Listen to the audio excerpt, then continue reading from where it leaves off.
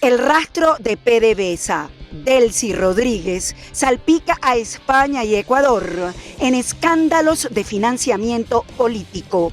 Censura mortal, Diosdado Cabello y sus pistas de silenciamiento. Venevisión como RCTV.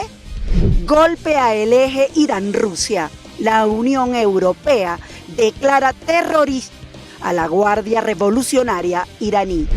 Hola amigos de Impacto Venezuela, soy Yasmín Velasco y hoy 29 de enero. Estas son las noticias más destacadas del día en nuestro noticiero estelar. Delcy Rodríguez vuelve a quedar bajo escrutinio internacional. En esta oportunidad, debido a una declaración judicial en España, país donde sigue sancionada. El empresario Víctor de Aldama afirmó que recibió de su parte fondos de PDVSA para financiar al partido oficialista PCOE. El testimonio, respaldado por registros de la Guardia Civil y fechado semanas después del polémico paso de Rodríguez por Barajas, abre un nuevo frente judicial y político. Los detalles con Quique Frías. Un nuevo escándalo judicial sacude a España y vuelve a colocar al chavismo bajo la lupa europea. La justicia investiga ahora una trama de fondos de PDVSA movidos por Delcy Rodríguez, ahora encargada presidencial en Venezuela, que cruzó fronteras y conectó directamente al poder venezolano con la política española.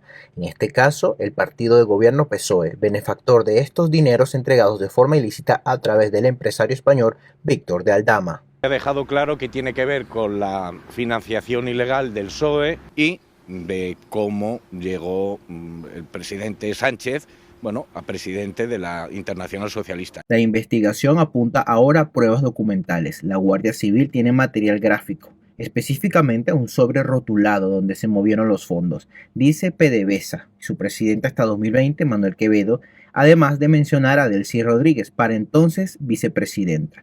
El caso hidrocarburos pica y se extiende en España. Ese es el millón de euros, es un cómputo del total que la casa final nos entrega. Yo soy simplemente, en el caso de hidrocarburos, un comisionista y un conseguidor de cobrar unas comisiones, nada más. La causa que hoy se ventila en tribunales españoles no es un hecho aislado. Durante años, investigaciones judiciales y periodísticas han documentado tramas de blanqueo, contratos opacos y redes empresariales vinculadas a PDVSA, que habrían operado en España con participación de figuras del poder venezolano.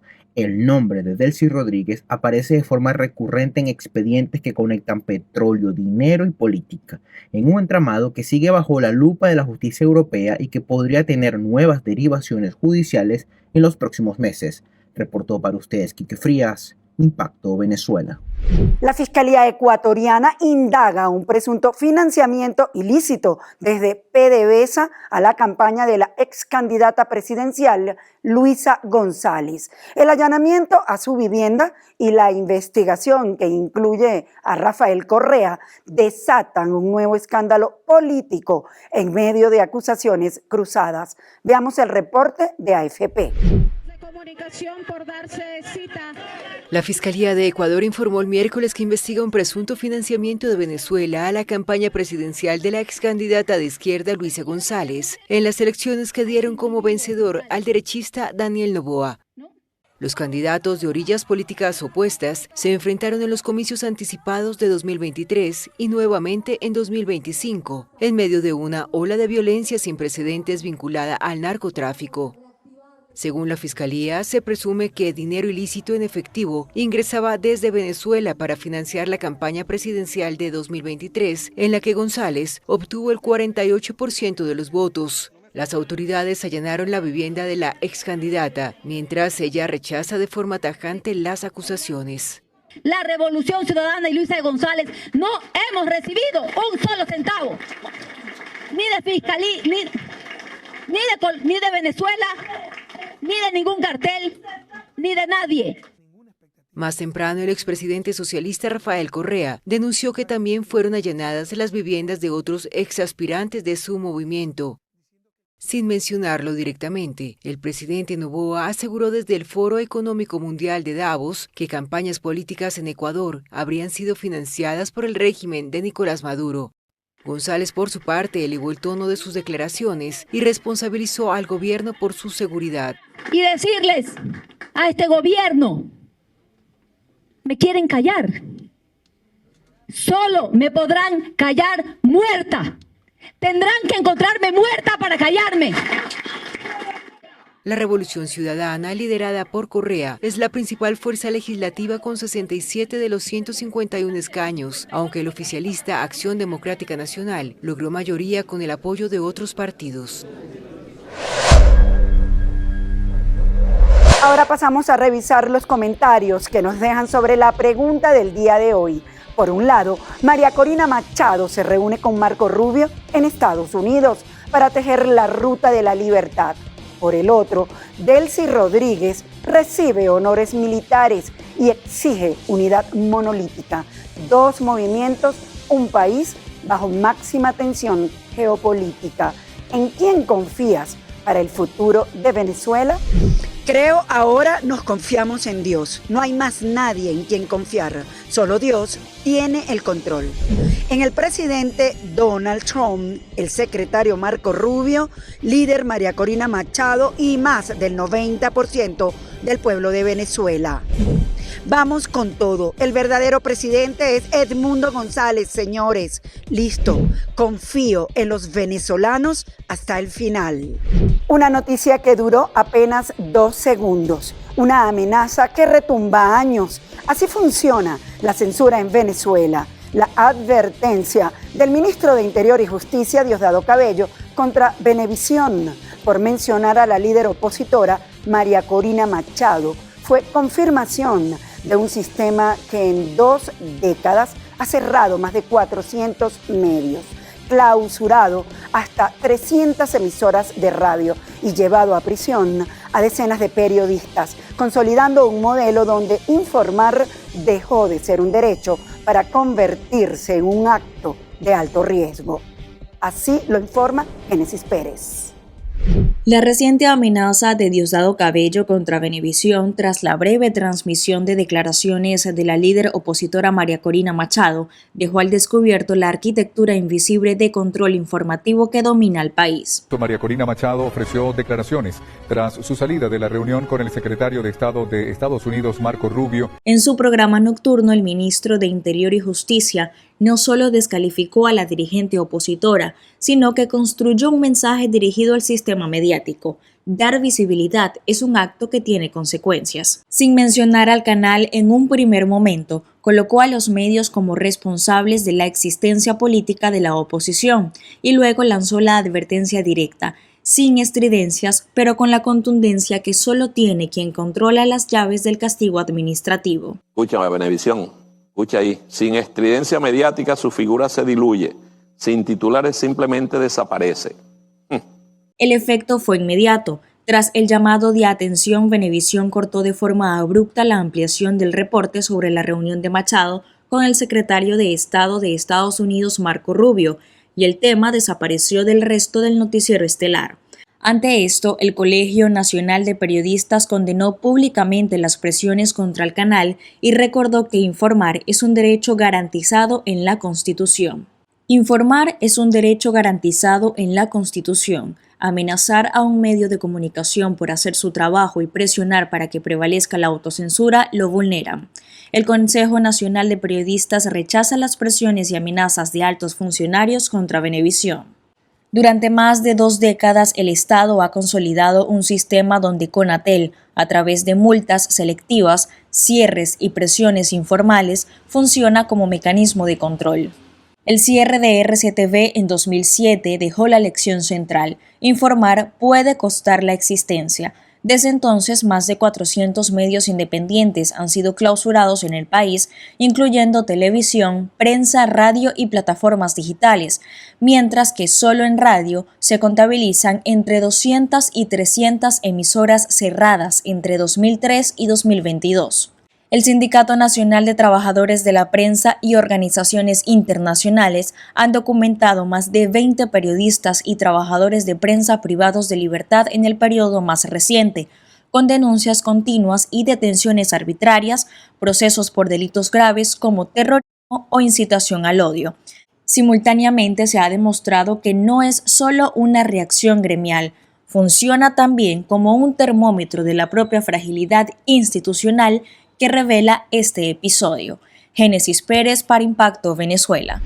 La Asamblea Nacional aprobó en segunda discusión la reforma parcial de la Ley del Estatuto de la Función del Policía de Investigación, un instrumento legal que amplía los tiempos de ascenso entre jerarquías y exige estudios para optar a promociones, aunque surgen interrogantes sobre si estos cambios serán suficientes para enfrentar la corrupción dentro de los cuerpos de seguridad. Juliana Palmar con el informe. La Asamblea Nacional aprobó en segunda discusión la reforma parcial de la Ley de la Función de la Policía de Investigación.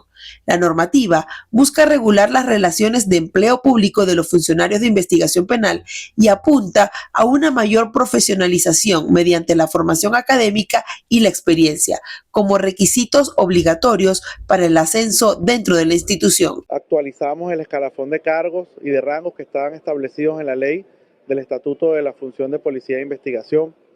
Es una reivindicación a los funcionarios y funcionarias del CICPC que día y noche trabajan para la paz del país, para garantizar justicia, para garantizar una investigación con altos niveles y estándares científicos y tecnológicos, y que cuando se cometa un delito, ellos están ahí al frente. Con esta nueva ley esperamos que esa actualización que ha hecho esta ley les traiga muchos más beneficios y mucha más alegría a este cuerpo policial. Sin embargo, el nuevo marco legal no especifica mecanismos de control interno ni sanciones más severas contra prácticas irregulares, lo que abre el debate sobre si el aumento de los requisitos administrativos y académicos podrán traducirse en una reducción real de la corrupción policial. El nivel de exigencia académico se incrementa, es decir, se hace más exigente. Ese hombre, esa mujer debe continuar sus estudios, como muchos de nosotros ya lo hemos hecho, pero estamos buscando que las nuevas generaciones mantengan ese legado que nosotros hemos venido dejando dentro de una institución. Durante la discusión, el director nacional del CICPC, comisario general Douglas Rico, destacó la disminución sostenida de los delitos y aseguró que el país cerró el año con una tasa de homicidios de 3.09, atribuyendo estos resultados a las políticas de seguridad implementadas, mientras persisten cuestionamientos sobre la transparencia y la rendición de cuentas en los organismos policiales. Para Impacto Venezuela, Juliana Palmar. Revisemos ahora lo que es noticia en materia internacional, según lo que destacan portales en la web. Comenzamos con Impacto Venezuela, que titula lo siguiente: peor el remedio que tensión comercial generada por Trump empuja a Occidente hacia China. La volátil política comercial de Estados Unidos en la era de Donald Trump ha desencadenado una carrera entre líderes europeos para reunirse con Xi Jinping y asegurar inversiones en el mercado chino. El primer ministro británico, Keir Starmer, se sumó esta semana a la lista de mandatarios de Canadá, Irlanda, Francia y Finlandia, que han descongelado sus relaciones con Pekín. Analistas advierten que la impredecible avalancha de aranceles de Trump ha convertido a Estados Unidos en un socio comercial ya no fiable, lo que ha llevado a Europa a buscar nuevos mercados en China, India, Vietnam y Mercosur. Trump ha respondido con más amenazas, incluyendo una tarifa del 100% a productos canadienses si Ottawa avanza en su acuerdo con China. Mientras tanto, el primer ministro canadiense Mark Carney ya promociona una nueva asociación estratégica con el gigante asiático. Unión Europea acordó declarar organización terrorista a la Guardia Revolucionaria iraní. Los ministros de Exteriores de la Unión Europea alcanzaron un acuerdo político informal para incluir a la Guardia Revolucionaria de Irán en la lista de organizaciones terroristas por su represión contra la población. La jefa de la diplomacia comunitaria, Kaja Kallas, afirmó que la represión no puede quedar sin respuesta y que cualquier régimen que mate a miles de sus ciudadanos, trabaja en su propia desaparición. La decisión, que requiere unanimidad para ser formalizada, había estado sobre la mesa durante años, con reservas de países como Francia y España por sus consecuencias diplomáticas. Aún así, la presidenta de la Comisión Europea, Ursula von der Leyen, celebró el paso y subrayó que Europa apoya al pueblo iraní en su valiente lucha por la libertad. Al margen de este acuerdo, el Consejo de la Unión Europea sancionó a altos funcionarios iraníes, incluyendo al ministro del Interior, al fiscal general y a varios comandantes de la Guardia Revolucionaria por graves violaciones de derechos humanos. También se impusieron medidas restrictivas contra entidades vinculadas al programa de drones y misiles de Teherán, en el contexto de su apoyo a los esfuerzos bélicos de Rusia en Ucrania. Kiev anuncia entrega de 1.000 cadáveres por parte de Rusia. Ucrania informó este jueves que recibió de Rusia 1.000 cuerpos presentados como soldados ucranianos caídos en combate. El centro encargado de los prisioneros de guerra indicó en Telegram que las repatriaciones se realizaron en el día y que los restos fueron enviados a Kiev. Por su parte, Moscú señaló que recibió de Ucrania los cadáveres de 38 soldados rusos en un intercambio que se contextualiza en los acuerdos alcanzados entre ambas delegaciones el año pasado en Estambul. Estos canjes de restos y de prisioneros de guerra son uno de los pocos ámbitos de cooperación entre las dos partes, casi 4 años después del inicio de la invasión rusa a Ucrania. Amigos, gracias por acompañarnos en este recorrido informativo. Nos vemos el próximo lunes en una nueva emisión estelar de Impacto Venezuela. Y como siempre les recuerdo seguirnos en nuestras redes sociales y canal de YouTube.